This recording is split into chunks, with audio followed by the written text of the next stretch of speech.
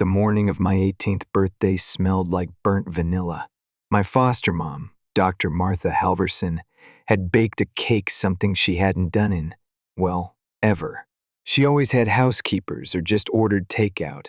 But that morning, she stood in the kitchen with flour on her blazer and a knife too sharp for cake. I should have known then, you don't bake a birthday cake unless it's your last attempt at pretending to be human. I stayed in my pajamas longer than usual, pretending to scroll through my phone, pretending not to notice how quiet the house was. When my foster dad, Robert, called me into the living room, the tone in his voice wasn't birthday casual, it was surgical. The kind he used when explaining things like estate taxes or emotional discipline. He didn't look at me. Martha didn't either. Her hands were folded, lips a single unbroken line. "Sit down," Robert said. I did. Slowly, calmly. I'd learned early in this house never show emotion. Not fear, not joy. Emotions were traps here.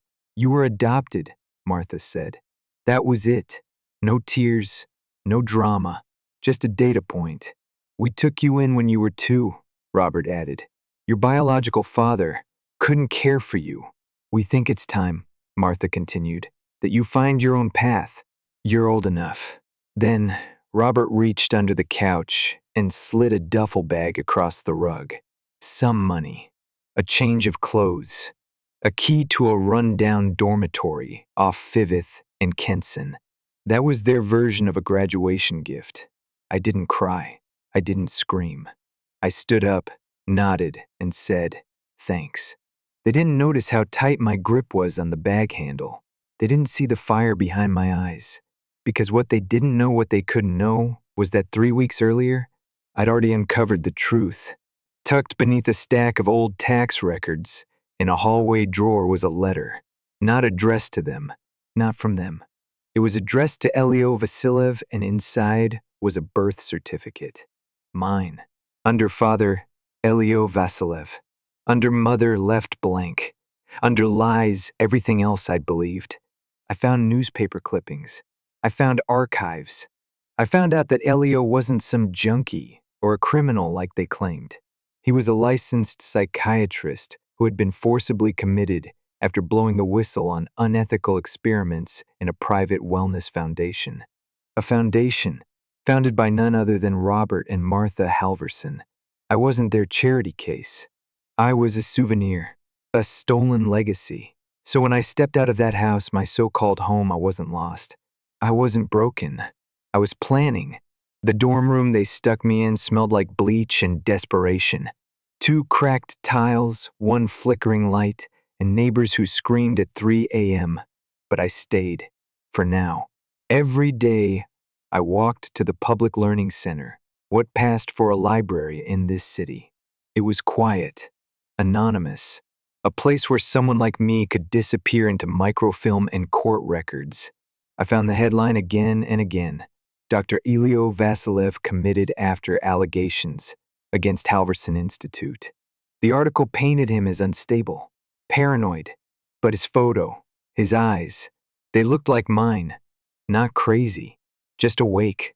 The next day, I started tracing the facility, Ridgeview Center for Behavioral Health, a long-forgotten psychiatric hospital tucked in the woods near Glenridge. I didn't have a car. I barely had food. But I had the duffel bag, the envelope, and something they never gave me, a reason. The first night at the dorm, I didn't sleep. I laid there on the plastic-wrapped mattress, bag clenched like it was worth something more than the wrinkled bills inside. Every creak in the hallway felt like a threat, every footstep, like it knew my name. By sunrise, I was already halfway to the learning center again. The air bit through my hoodie, but I kept walking. I needed answers, and I needed a plan. I didn't want charity. I wanted clarity. Inside the archive room, I fed quarter after quarter into the printer, photocopying every article that mentioned Ridgeview, Elio Vasilev, or the Halverson Foundation. I built a paper trail, a real one they couldn't erase. I called public records, mental health departments, even retirement home registries. Most had never heard of Ridgeview. Some thought it had been shut down decades ago. But then, a woman older, soft voice, probably tired of hiding things, paused when I mentioned Elio's name. There was a quiet transfer, she said. Some of the Ridgeview patients ended up at a long-term care center north of Glenridge. I wrote it down, Ridgeview Center for Behavioral Health. The address hadn't changed. Problem was, I had no car, no savings, and exactly $9 left after printing. The rest had gone to housing fees and protein bars. Across the street from the library was a greasy little diner. A help wanted sign flickered in the window, half lit like everything else in my life. I walked in and asked for the manager. I'll do anything, I said. Wash dishes, mop, whatever. He looked at me like I was another burnout kid trying to disappear. But I guess he saw something else in my face too. Hunger, maybe. You start tomorrow, he said. 6 a.m. Don't be late. I worked 5 straight days. No breaks. My hands cracked from the hot water. My back ached. But on the 6th morning, I pocketed $117. It was enough. The bus to Glenridge left at 10:40 a.m. I didn't tell anyone. I just left. The envelope with the articles stayed close, zipped inside my jacket like armor. The ride was quiet. The further we got from the city, the more the trees closed in like secrets. Ridgeview sat like a relic at the top of a hill, half asylum, half forgotten mansion. The sign was chipped, the windows blurred from years of fog and silence. Inside, the receptionist barely looked up. I'm here to see a patient, I said. Name? Elio Vasilev. Relation? I hesitated. I'm his son. She blinked. He doesn't get visitors. I know. That's why I'm here. She picked up the phone, whispered something I couldn't hear, then nodded toward the hallway. Second door on the left. Keep it brief. The door creaked open like it hadn't moved in years. And there he was. Elio, pale, thinner than I expected. His hair threaded with gray, hands folded neatly in his lap, staring out the window like he'd been waiting for something that never came. Elio? I said, voice catching. He didn't turn. My name is Eli, I said, stepping in. You had a son. 18 years ago. They told me you were unfit. They told me you were dangerous. But I read what really happened. That got him. His back stiffened. His head turned slowly. When our eyes met, something cracked. Recognition. Pain. Maybe both. They still watch me, he whispered. His voice was like dust, almost not there. They think I don't remember, but I do. He looked toward the ceiling corners. There were no cameras, but he looked like he knew where they used to be. They recorded our sessions. Said it was for research. It wasn't. It was profiling. Conditioning. I sat down, heart pounding. Was it the Halverson Foundation? Is it? Martha? The name made him twitch. She wasn't supposed to adopt you, he said. She pulled strings. Closed your file. Sealed it. I tried to stop it, but they already decided I was a liability. What were they doing, Elio? I asked. What did they do to those women? He closed his eyes. Drug trials, memory suppression, isolation therapy, all under the guise of PTSD treatment. But it was more than that. They wanted obedience. They wanted erasure. My mouth was dry. And you documented it? I did, he said. And the day after I reported it, they put me here. He looked back at me, more human now, less ghost. I begged them to let me see you, but then they moved me. Told me you'd been placed with a qualified family. He said that last part like poison. I pulled the envelope from my jacket. You don't have to wonder anymore. His hand trembled when he reached for it. You shouldn't have come, he said. If they know you found me, I don't care, I snapped. You're not insane, and I'm going to prove it. His eyes narrowed, fear pulsing behind them. Don't trust anyone with a badge, he said. Or a lab coat. Not in this world. Suddenly, footsteps echoed down the hall. Elio went quiet. Posture straightened. Eyes blank. The door opened. A nurse. Thin smile. Visiting hours are over. I stood, stunned. As I passed, she leaned in close. "You're not the first to ask about him. The last boy didn't come back." The door clicked behind me. And just like that, I knew this wasn't just a visit, it was a warning. The cold outside Ridgeview bit harder than when I arrived. Not just the wind, but what I knew now. My father wasn't a patient. He was a prisoner locked away, doped, and silenced because he'd tried to tell the truth. And the truth? They didn't just take me from him, they erased him. I didn't go straight to the bus stop. I found a bench under a leafless oak tree and sat there, staring at that peeling wooden sign halfway up the hill. Ridgeview Center for Behavioral Health. What a name. As if it were just a place for quiet healing, not the graveyard of people they wanted forgotten. But I couldn't shake what the nurse had said. "You're not the first to ask about him. The last boy didn't come back." I didn't know what haunted me more, the way she said it like a fact, or the way she said it like a threat. Back in Glenridge, I spent the last of my cash on a motel room with a rust-stained sink and a TV that only showed static.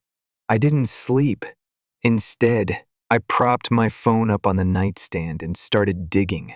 Forums, blog posts, our Reddit threads, deep archives, buried under layers of misdirection. I didn't even know what I was looking for until I stumbled onto a thread titled, "Ridgeview, Real Patients or Real Prisoners?" One comment jumped out. My roommate Jake went digging into Ridgeview records for a school project, journalism major. He said it didn't smell right. Then he vanished. Cops said he just dropped out. But that wasn't Jake. He had interviews lined up, a docuseries pitch, everything. Jake Rothman, the last boy who didn't come back. I started pulling public records. Jake had submitted FOIA requests to the state medical board and filed a legal complaint against the Halverson Foundation. Then nothing. His name vanished like a wiped whiteboard. But the deeper I looked, the more one name kept appearing in the corners of everything. Dr. Martha Halverson. She wasn't just my foster mother. She was the engine behind all of it. On nonprofit filings, medical journal boards, research ethics panels, but never too close to the fire. Always just enough distance to be untouchable. Until now. I needed help. I remembered an old podcast I once listened to, Buried Truths. The host was a former investigative journalist named Martin Ashby, fired for digging too deep into state-run mental health abuses. Rumor was he'd gone off the grid, but not completely. A burner email was embedded in the podcast's metadata. I sent him everything: the files, the photos, the names, the footage I'd stolen of Elio in Ridgeview. And I ended with this: "I think Jake Rothman tried to contact you once. He disappeared. I'm next unless someone helps me." Eli, I expected silence. An hour later, I got a response. "Where are you? I've been waiting for this for 15 years. Martin didn't live in a city.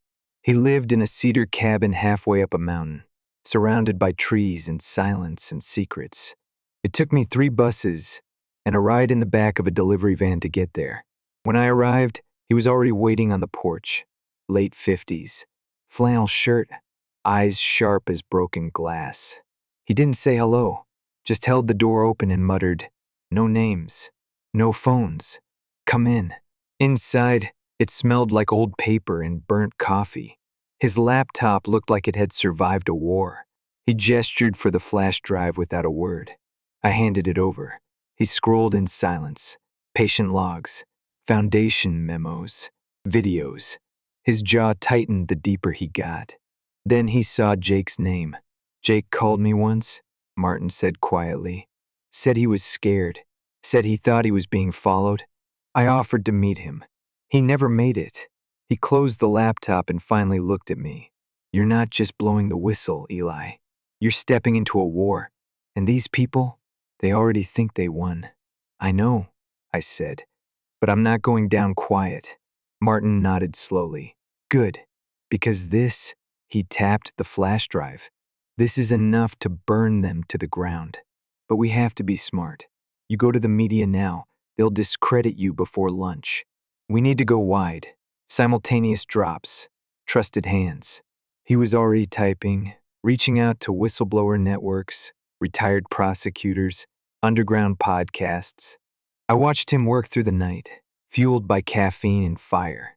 By morning, he had 6 encrypted copies of the data, ready to mail each with a unique decryption key, each going to a separate part of the country. "This is how you kill a monster," he said. "Starve it of secrecy." He paused. "But first you need to know what you're really fighting." He opened a folder I hadn't seen before. Internal Foundation Memos, signed by Martha Halverson. Subject: EV remains a liability. Recommend extended sedation, child file closed. Asset transferred. Rothman breach flagged. Status neutralized. My throat went dry. They didn't just silence Elio. They cataloged him, processed him like data. And me? I was labeled asset transferred. "They think I'm property," I said out loud. Martin didn't respond. He didn't have to. We both knew what came next. We weren't just going to expose them. We were going to destroy them. The leak went live at 3:07 a.m. No press conference. No warning. Just 6 coordinated uploads to podcasts, whistleblower platforms, and encrypted legal forums. Martin and I didn't even breathe until the 6th confirmation hit. It was all out now. Patient logs, internal memos, surveillance footage, foundation letters, and the final video: Elio, in a chair, sedated, trying to speak while a voice off screen asked questions like it was therapy. It wasn't therapy. It was programming. The world didn't react right away. But when it did, it was a chain reaction of disbelief, horror, and outrage. By morning, #Ridgeview and #Halverson cover-up were trending. By afternoon, the state attorney general issued a statement. By nightfall, subpoenas were flying. Martin had disappeared into his contacts like a man possessed. I stayed behind, hands shaking, stomach raw from too much coffee and not enough sleep. Every few minutes I refreshed the news, just to make sure it was still real. And then, my phone rang. Blocked number. I stared at it. I already knew who it was. I answered. "Eli," came the voice. Calm, unshaken.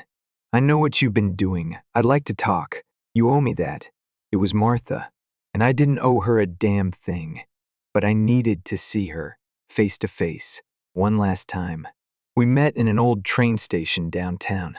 Half the security cameras were broken, but the place still had people enough for witnesses. I sat near a window. She arrived 10 minutes late, dressed in her usual beige trench coat and soft smile, like this was a coffee catch-up. "You've grown into quite the problem," she said, sitting down across from me. "I learned from the best," I replied. Her lips twitched, a not quite smile. "You always did have spirit. That was your father's side. Don't talk about him," I snapped. She sighed. "Eli, you don't understand how complicated this is. If you release everything, it's already out." That stopped her. Just for a second, then something behind her eyes shifted. The warmth peeled away, replaced by something colder. "You don't know what you've done." I leaned forward. "I've told the truth. And do you think the truth saves anyone?" Her voice hardened. "It destroys lives. It unravels everything. That facility gave us tools to help people control impulses, correct behavior. You destroyed people," I hissed. "You turned suffering into experiments. You were never meant to find out. Yet here I am." She looked at me for a long time. "Tell me what you want," she said finally. "Money? Discretion? Protection?" I stood. "You don't get to buy your way out of this." I left before she could answer, but her final words echoed as I walked away. "You've made yourself a target." Back at the cabin, Martin had already packed. "We need to move," he said. "Your face is everywhere now." "But we did it," I said. "It's out. We're not done yet." There was one final move left. We were getting Elio out. We didn't wait for permission. The leak had made Ridgeview a war zone of paperwork and panic. Some of the staff had already walked off the job. The rest were too scared to stop us. We drove straight to the facility, under cover of dusk. I'd memorized every hallway from my first visit. Noah, the nurse who'd warned me, met us at the rear entrance. "He's still there," he whispered. "They've kept him sedated, but the higher-ups haven't given new orders yet. You have a window, a small one." We moved fast. Elio was in the same chair by the window. His face looked thinner, eyes sunken. "Dad," I whispered. He blinked, his hands twitched slightly. Then, slowly, he reached up and touched my cheek. "You found me," he murmured. "I always would." Martin kept watch, while I wrapped Elio's arm around my shoulder and lifted him up. He couldn't walk well, but he was awake. He was trying. We got out the same way we came in. No alarms, no security, just cold wind and silence. And for the first time in 18 years, Elio Vasilev was free. The next 2 weeks blurred. Legal protections, medical treatment, trauma therapy. Martin arranged it all through contacts I didn't even know he had. He was like a ghost from another war, one where people fought with evidence instead of bullets. And Martha? She went quiet. Too quiet. Until the day a federal indictment hit. 4 names: Dr. Robert Halverson, Dr. Martha Halverson. 2 other board members. Charges: conspiracy, fraud, illegal human experimentation, obstruction of justice. Elio's name was cleared in a press release from the Attorney General. Quiet. Not enough. But it was something. I thought that would be the end. But then Martin called me into the cabin office one night. His face was pale, older than I'd ever seen it. "There's something you need to see," he said. He turned the screen toward me. A photo, grainy, a small-town DMV license. The name, Jake Rothman. The status, alive. I stared at the DMV record on Martin's screen like it might vanish if I blinked. Jake Rothman, alive and a new name, new town, new life. Martin leaned back in his chair, rubbing a hand down his face. A month after the last leak, a woman in Oregon posted a missing persons update with a photo tagged, "Old roommate Jake." The metadata caught my tracker. It's him. We didn't wait. By morning, we were on the road. Jake, or whatever name he went by now, lived in a quiet coastal town where the trees pressed in close and the roads smelled like wet pine. His house was small, rented, with a rusting mailbox and a porch light that buzzed. I stayed back while Martin knocked. When Jake opened the door, his face froze. Not from fear, from recognition. Like he'd been holding this breath for years. "I know why you're here," he said. He stepped aside, letting us in without another word.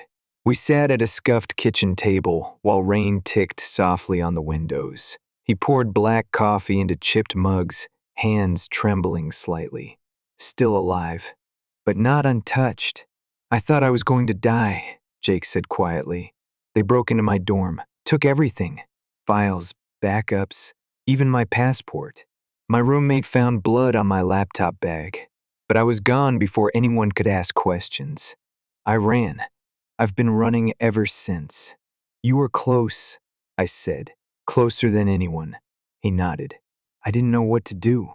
When you released the files, I couldn't believe it. I thought maybe I'd lost my mind." "You didn't," I said. "They just wanted you to think you did." He looked at me.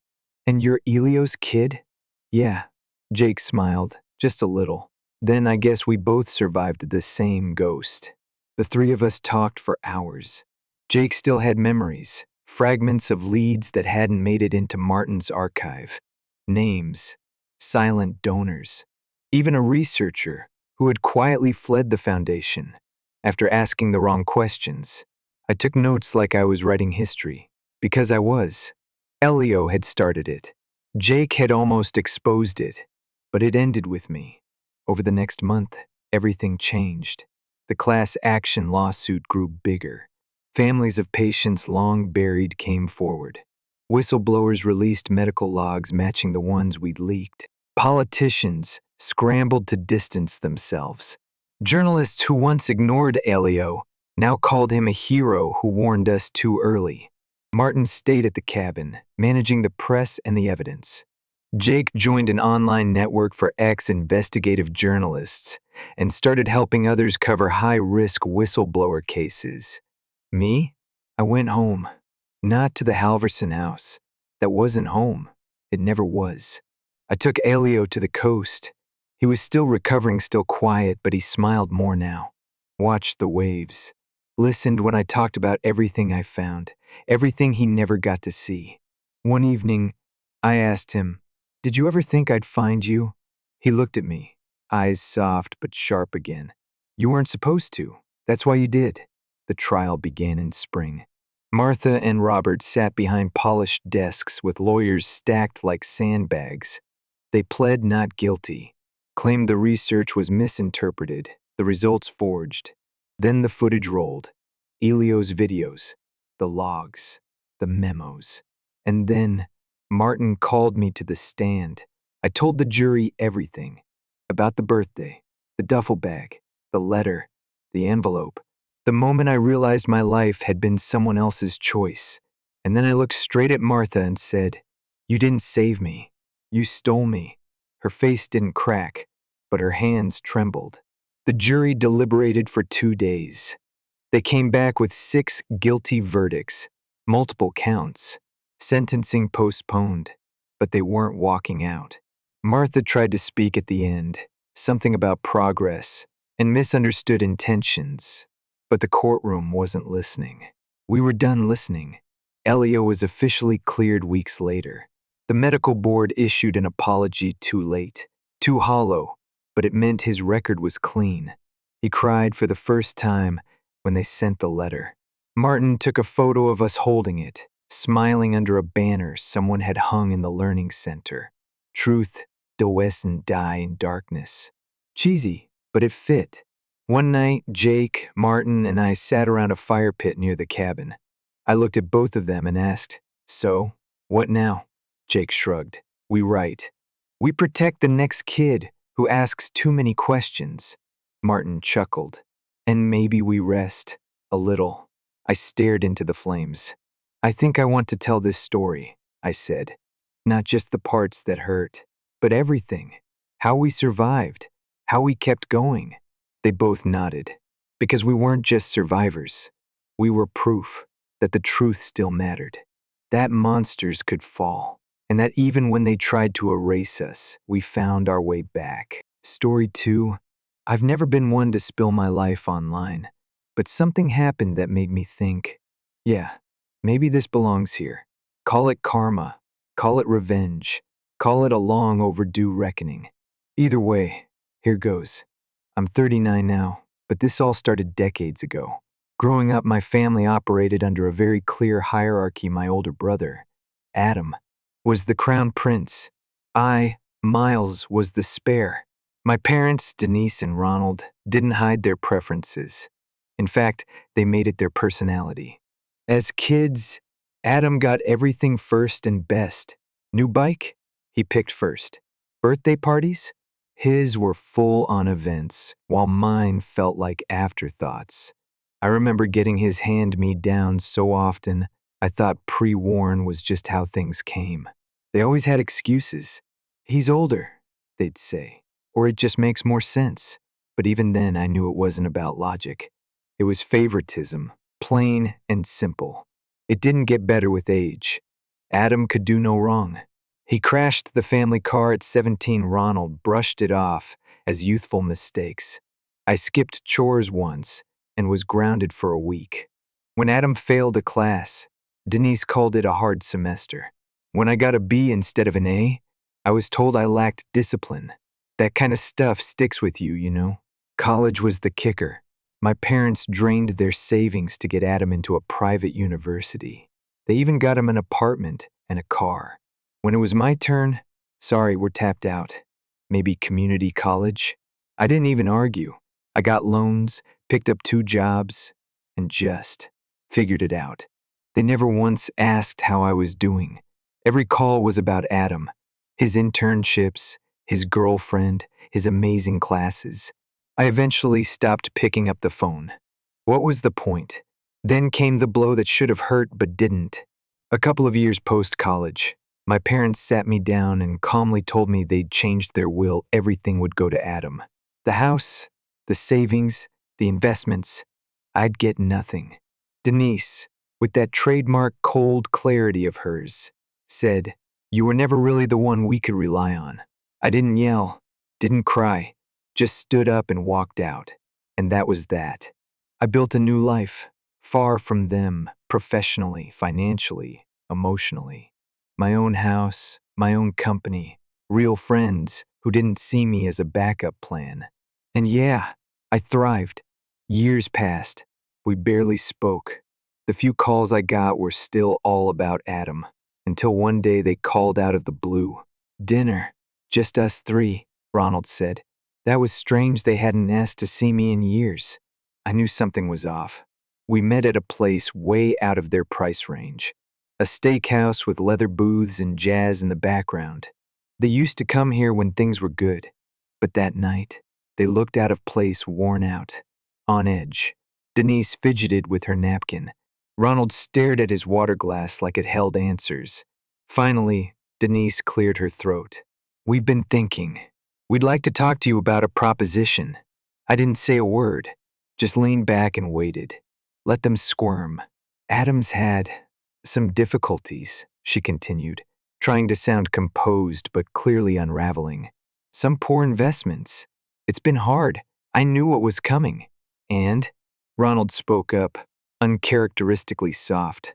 "We were wondering if you might be willing to help. Just temporarily. Alone.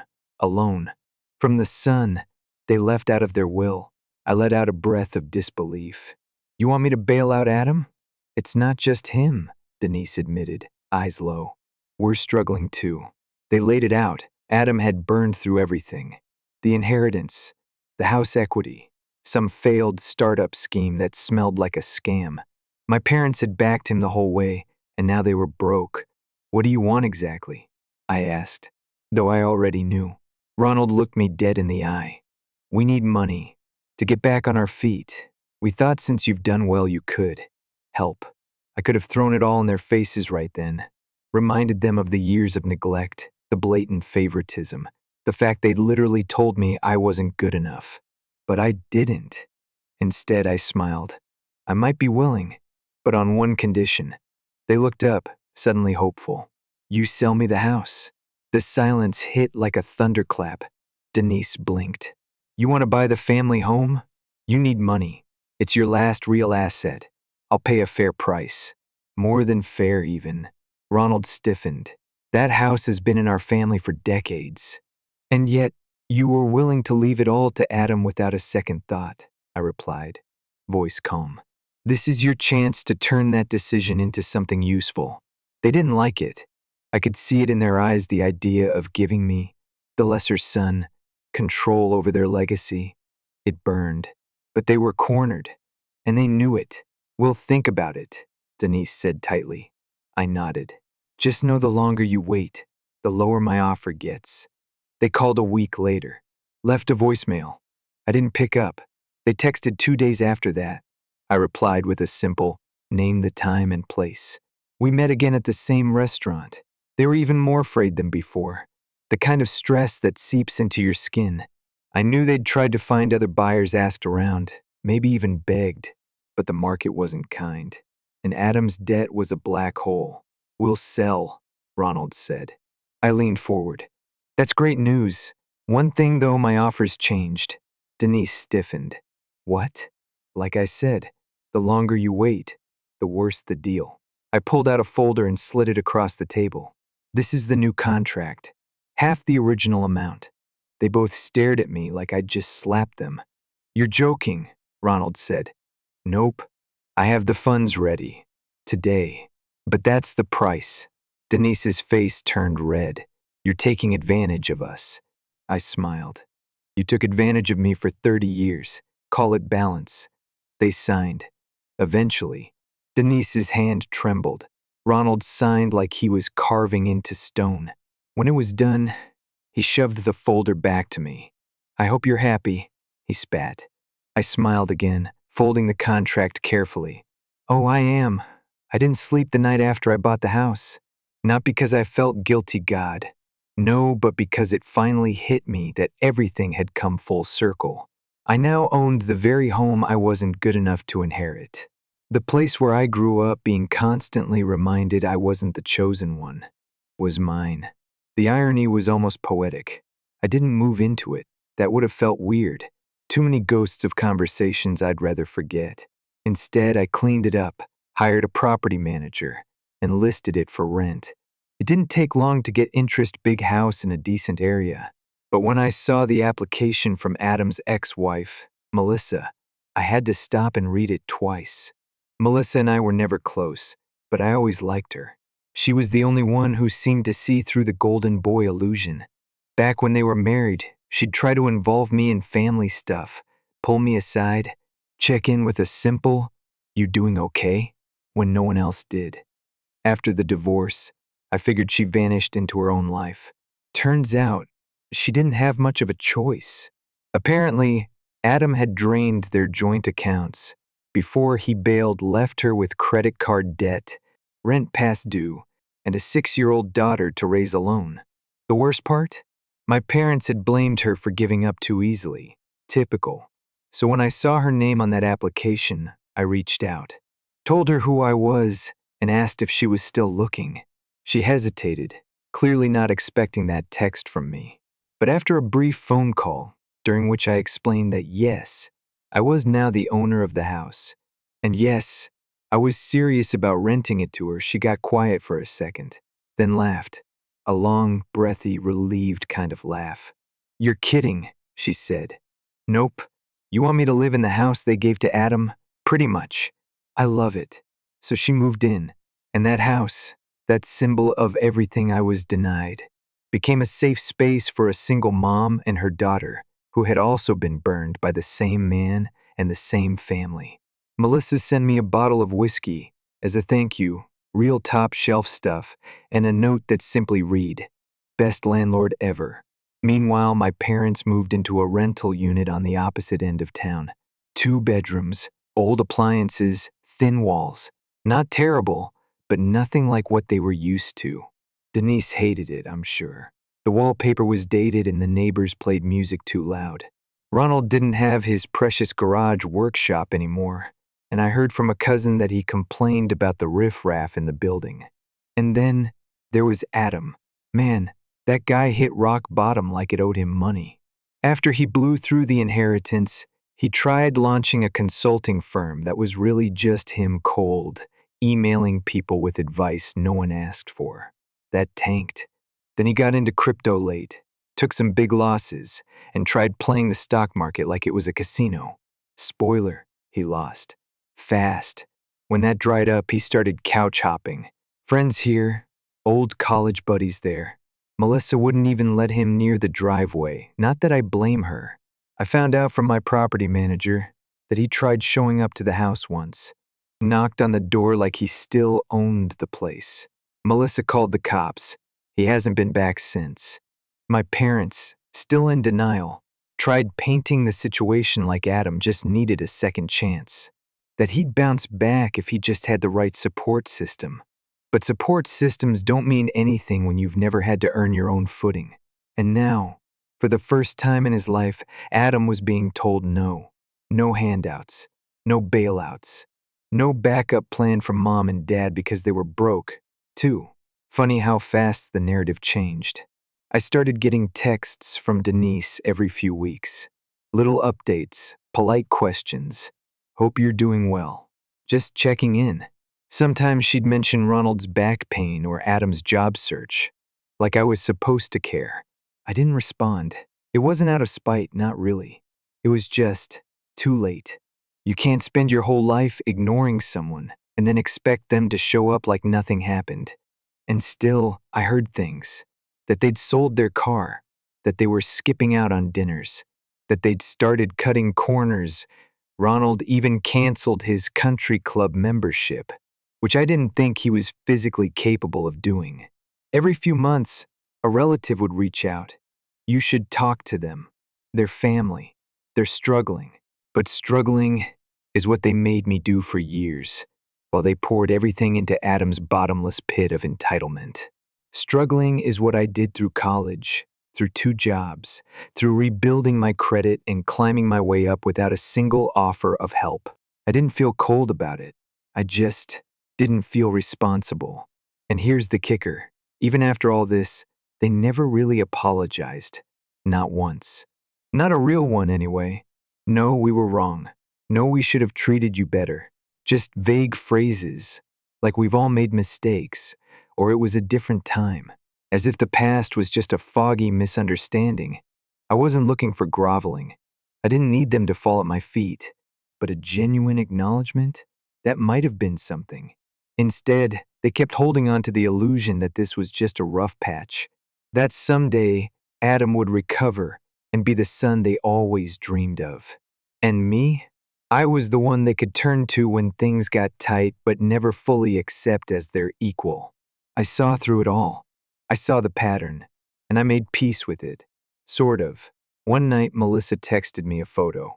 Her daughter was sitting at the old kitchen counter, same one I used to get scolded at, while Adam got praised for finishing his cereal. The girl was coloring, smiling, completely at home. "You did a good thing," Melissa wrote. And for the first time in a long time, I felt something close to closure.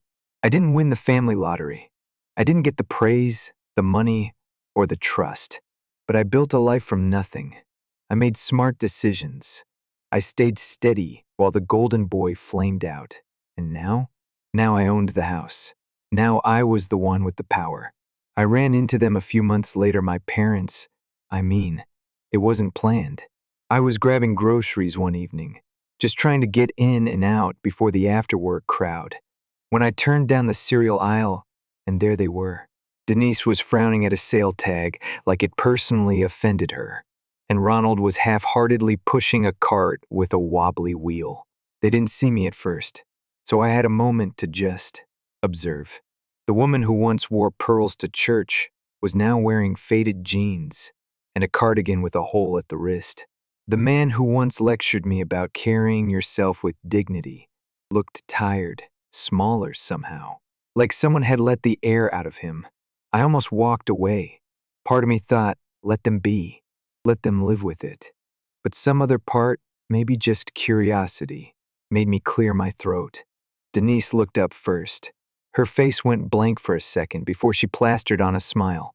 "Miles!" What a surprise. Ronald gave me a tight nod. "Son." I didn't hug them, didn't shake hands. Just gave a simple, "Hey."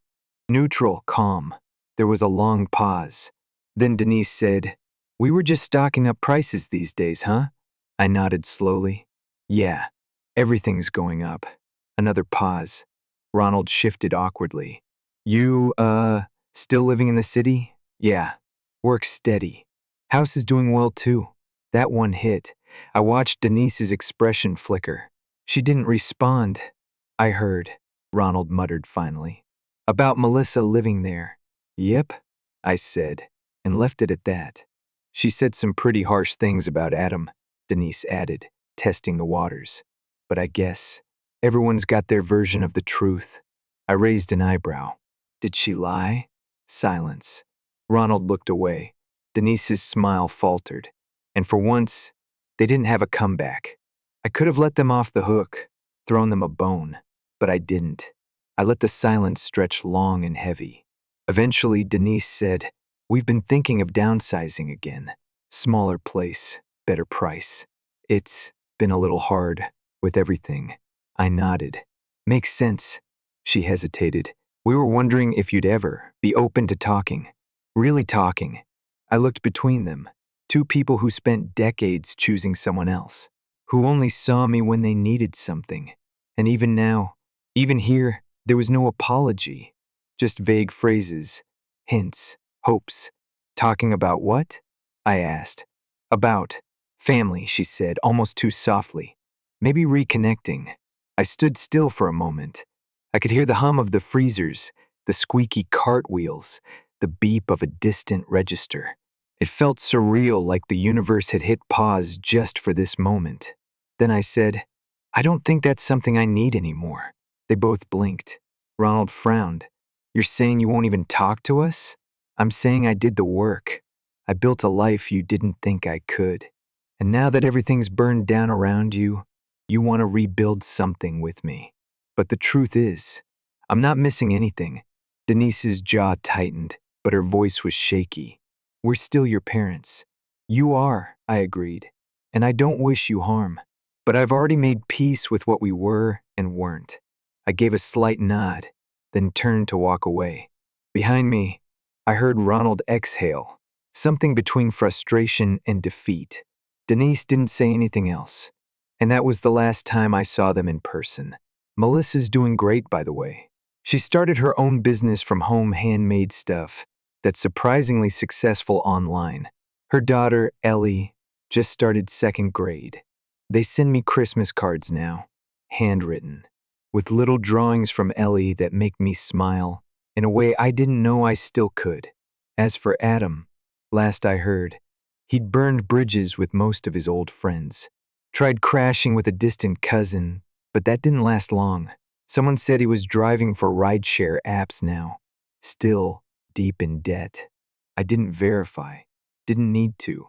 People sometimes ask if I feel bad, if it ever weighs on me. But here's the thing, this wasn't some cold, calculated revenge. I didn't destroy them, I just stopped saving them. I stopped giving when all they'd ever done was take. There's a difference. You can only knock on a closed door so many times before you realize maybe it's not your door to open anymore. So no, I don't feel guilty. I feel free. And for the first time in my life, I don't feel like I'm living in someone else's shadow. Story 3.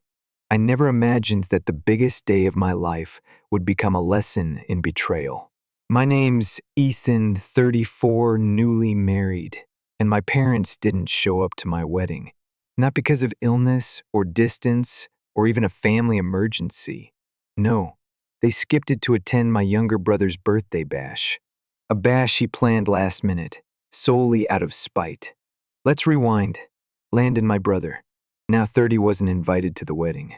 That wasn't some petty slight. We just don't get along. We haven't in years. He's one of those people who thrives on comparison and competition, and I'd stopped engaging in that a long time ago. So when it came time to send out invitations, my fiancé and I agreed, no point inviting drama. Apparently, that didn't sit well with Landon. About a week before my wedding, he announced he was throwing himself a massive birthday party on the same weekend. Same family members, same extended relatives. The only difference? His party was in the city, and our wedding was an 8-hour drive away, up in the hills. The timing?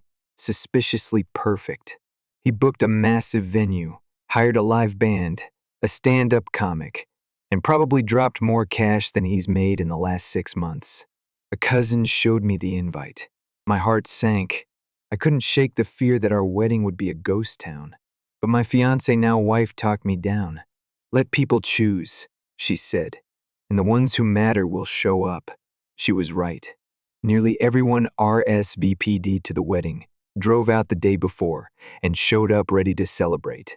Everyone, except my parents. Now, we weren't on bad terms before this. Sure, we'd argued a few days earlier mainly about the whole Landon situation. I called to let them know what he was planning. Thought they'd be on my side. Instead, they told me I should have invited him, that I was being childish, that he had every right to be petty. I told them flat out if they thought he was in the right, they were welcome to go to his party instead. It was meant to be sarcastic, a heat of the moment thing, but they took it literally.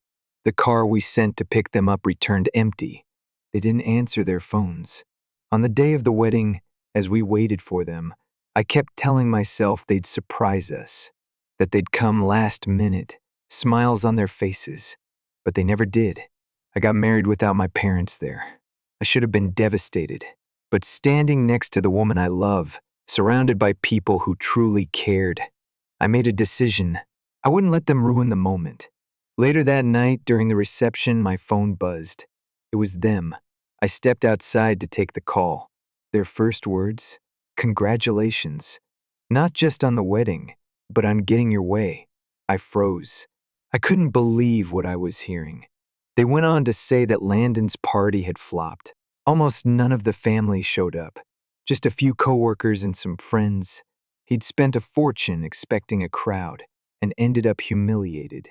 And now, according to them, it was my fault because, clearly, I must have convinced everyone to boycott him. They weren't congratulating me on finding happiness. They were accusing me of orchestrating their son's public failure. I'd had enough.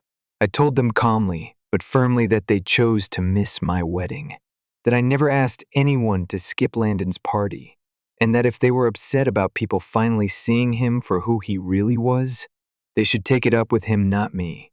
They didn't take it well. Apparently, I'm jealous. I'm manipulative. I've always wanted to one-up Landon. It ended with me hanging up, blocking their numbers, then walking back into the reception and dancing the night away. I wasn't going to let them take one more moment from me. But that wasn't the end. Not by a long shot. After the wedding, things went quiet for a couple of days. No calls, no texts, not even a passive-aggressive email. It was honestly kind of peaceful. Then the emails started rolling in. Not from my parents, at least. Not directly, but from aunts, uncles, and cousins. Hey, just checking in. What exactly happened with your parents? Is it true they went to Landon's party instead? Why would they do that? People were confused. Some were outright stunned. A few even apologized, like they had done something wrong. At that point, I realized I needed to clear the air. Not out of pettiness, but because the people who cared enough to show up deserved to know the full story. So I wrote an email, one message, addressed to all the wedding guests. I kept it simple, honest, and direct. No drama, no insults. I explained that Landon had planned a competing birthday party after not being invited, that my parents chose to attend it instead of my wedding, and that, yes, I'd told them sarcastically to go if that's what they really wanted. I included the details of the call I had with them after the wedding, how they accused me of turning the family against my brother, how they made the entire thing about themselves. I even mentioned how I'd tried calling them the day before the ceremony, multiple times, and then I hit send. The response? It was overwhelming. People replied with support. Some shared their own frustrations with my parents' favoritism over the years.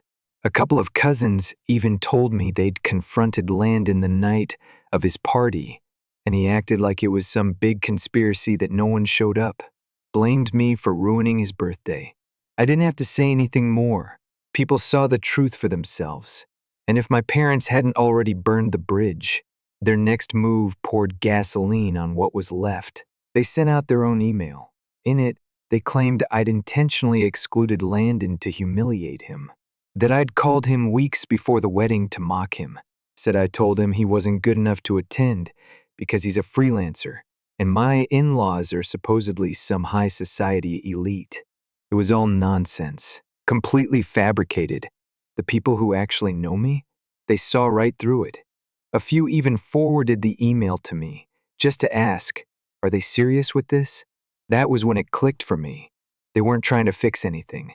They were trying to save face. They realized they'd backed the wrong horse. And now, they were scrambling to make themselves look like the victims.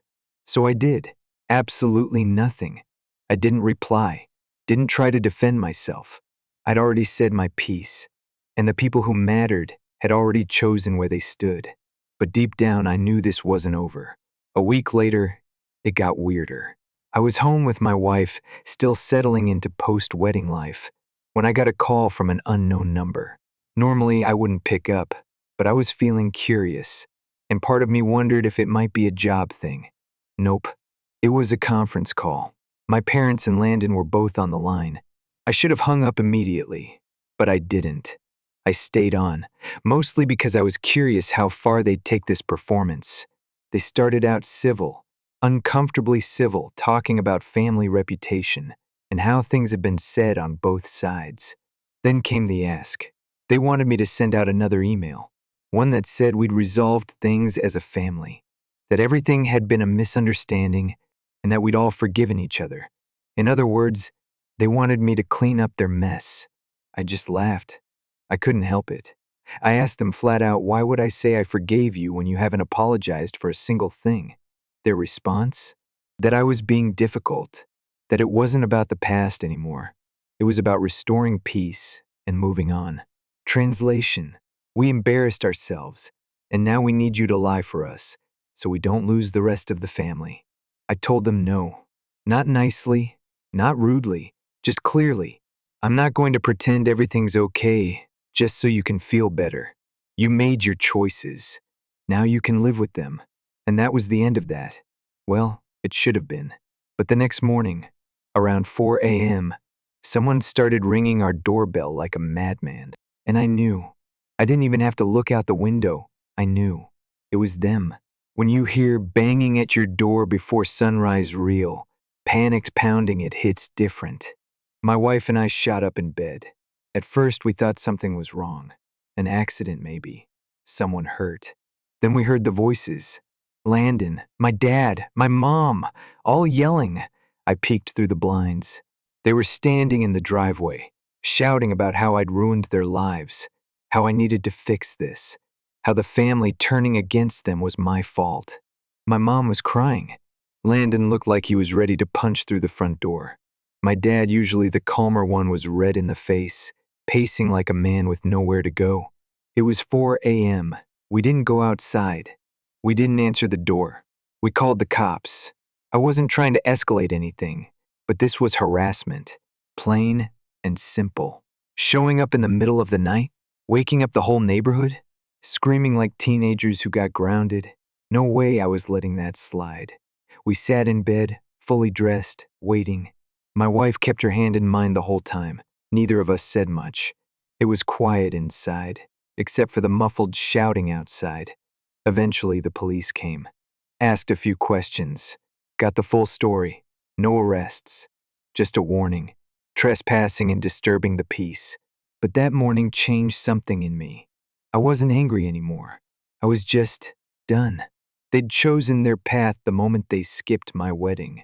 But this 4 a.m.stunt, that was them lighting the bridge on fire, throwing gas on the flames, and doing a little victory dance in the ashes. So we did what we had to do. We talked to a lawyer. Turns out, even though no one was hurt, we had enough cause to request a restraining order, especially considering the repeated harassment, the phone calls, the emails, and now this in-person ambush. The lawyer agreed it was more than enough to make a case. 2 weeks later, we were granted a 2-year restraining order against all 3 of them. My parents, my brother, all legally required to stay away. I didn't do it out of vengeance. I did it because I wanted peace. Because I wasn't going to live in fear of the next surprise ambush, the next burner phone call, the next midnight doorstep rant. I wanted to feel safe in my home again. The reaction? Predictable. More emails from new addresses, more attempts to call, more drama. I didn't read them, didn't answer. I had them blocked everywhere, and every time they tried something new, I added it to the case file. Let the lawyer handle it. The rest of the family? They stayed on our side. In fact, more relatives reached out after they heard what happened with the police. I didn't ask for anyone to pick sides, but they did, anyway. Some told me they'd blocked my parents too. Others had words for Landon that I won't repeat here. What mattered most, though, was that we weren't alone in this. That support meant the world. My cousins even helped us find a therapist who specialized in family estrangement. We started going weekly, just to sort through the emotional fallout. It's strange how much grief there is, even when you're cutting off people who've hurt you. You still mourn what could have been. But with time, the pain softened. Eventually, my wife and I took our long-delayed honeymoon. We left our phones on airplane mode and just disappeared into a week of ocean breeze. Long walks and silence. No noise. No drama. Just peace. That was when I finally felt like I'd closed the chapter. I won't pretend I'm over it in some perfect, polished way. I still get flashes of anger sometimes. Still wonder how people who raised me could turn so cold. But those thoughts don't stay as long anymore. They pass. And when they do, I remind myself, I chose the life I wanted. I married the woman I love, I protected our peace, and I didn't stoop to their level, not even when I had every reason to. That, to me, is the win. So yeah, if you're reading this because you've been through something similar, because family turned their back on you, because people you loved showed you who they really are, just know this. You're allowed to walk away. You're allowed to protect your peace, even if it means losing people you thought would be there forever. Sometimes family is who shows up, who stays, who respects your boundaries. And sometimes family is who you choose. I chose mine, and I'd choose them again, every single time.